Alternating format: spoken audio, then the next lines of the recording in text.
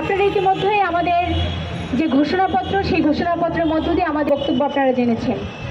খুব বেশি কথা বলার সুযোগ নেই, এখানেও অনেক সংহতি জানিয়ে অনেক জাতীয় নেতৃবৃন্দ বক্তব্য রাখবেন।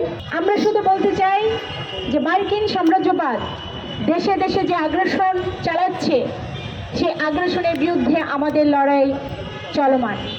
আমরা দেখেছি যে কিভাবে করে সম্পদকে কুক্ষিগত করার স্বার্থে আমরা বিভিন্ন দেশে এই আক্রমণের নমুনা দেখেছি এবং তার সর্বশেষ নজির আমরা দেখলাম ভেনেজুয়েলা, একটি স্বাধীন রাষ্ট্র, জনগণের প্রতিনিধি এবং নির্বাচিত যে প্রেসিডেন্ট, একটি স্বাধীন সার্বভৌম রাষ্ট্রের যে প্রেসিডেন্ট, তাকে রাতের আধারে কি বিশেষ অভিযান চালিয়ে তাকে তুলে নিয়ে যাওয়া হলো এবং তার স্ত্রীকে তুলে নিয়ে যাওয়া হলো। এটি শুধু আমেরিকান আইন লঙ্ঘন করছে তা না, বিশ্বের যে আন্তর্জাতিক আইন, সেই আইনকে বৃদ্ধাঙ্গুলি দেখানো হয়েছে। এবং আমরা আজকের পত্রিকায় দেখলাম যে অন্তর্বর্তীকালীন যে প্রেসিডেন্ট ডেলসি, সেই ডেলসিকে বলা হচ্ছে, একটি পত্রিকায় যে সাক্ষাৎকার দিয়েছে ওই যে বিশ্বমোড়ল ট্রাম্প, সেই ট্রাম্প বলেছে যদি ডেলসি ট্রাম্পের কথা মতো না চলে তাহলে তাকে মাদুরের চাইতে বড় কিছু তাকে দিতে হবে। এবং সেখানে বুট রাখতেও নাকি দ্বিধা করবেন না ট্রাম্প। এরকম একটি দস্যু সারা বিশ্বে সকল সম্পদ কুক্ষিগত করতে চায়। আমরা জানি যে কেন ভেনেজুয়েলায় আক্রমণ হলো। ভেনেজুয়েলায় যে তেল সম্পদ, সেই তেল সম্পদের উপরে আজকে ওই মার্কিন সাম্রাজ্যবাদের নজর পড়েছে। এবং আমরা একই সাথে দেখেছি যে কিভাবে করে ধীরে ধীরে ফিলিস্তিনকে আজকে ধূলিসাৎ করার একটা নীল নকশা নিয়ে তারা নেমেছে রাস্তায়। জায়নবাদী আক্রমণ আজকে 70 বছর অধিক, সেখানে কিভাবে করে জনজীবনকে ধূলিসাৎ করছে, একটি রাষ্ট্রকে কিভাবে ধূলিসাৎ করছে। সংগ্রামী বন্ধুগণ, এই আক্রমণ আমরা দেখেছি ইরাকে, এই আক্রমণ আমরা দেখেছি সিরিয়াতে, এই আক্রমণ আমরা দেখেছি যে ইরানে আজকে হুমকি দেওয়া হচ্ছে।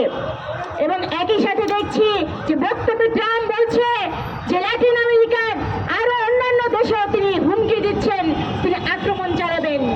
এবং এই যে দস্যুবৃত্তি, সেটি বাংলাদেশকেও ছাড়ছে না। আমরা দেখেছি আমাদের অন্তর্বর্তীকালীন সরকার ক্ষমতায় আসার পরে আমাদের যে বন্দর, সেই বন্দর বিদেশি কোম্পানি তার হাতে তুলে দেওয়ার একটা চক্রান্ত হচ্ছে। এবং তুলে দেওয়া হচ্ছে কাদের হাতে? তুলে দেওয়া হচ্ছে দুবাই ভিত্তিক যে একটি কোম্পানি, যার সাথে নেভির চুক্তি রয়েছে। অর্থাৎ এখানে আমেরিকার যে পদার্পণ, আমেরিকার যে আজকে এই দেশে হস্তক্ষেপ, সে হস্তক্ষেপ অনায়াসেই ঘটবে।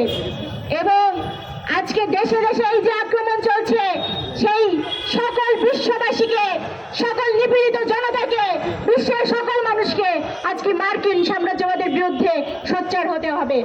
আমরা কিউবার প্রেসিডেন্টকে দেখেছি, তারা সোচ্চার হয়েছেন, তেমনি আমরা বাংলাদেশের সরকারের পক্ষ থেকে এরকম শক্ত অবস্থান দেখছি না মার্কিন সাম্রাজ্যবাদের বিরুদ্ধে।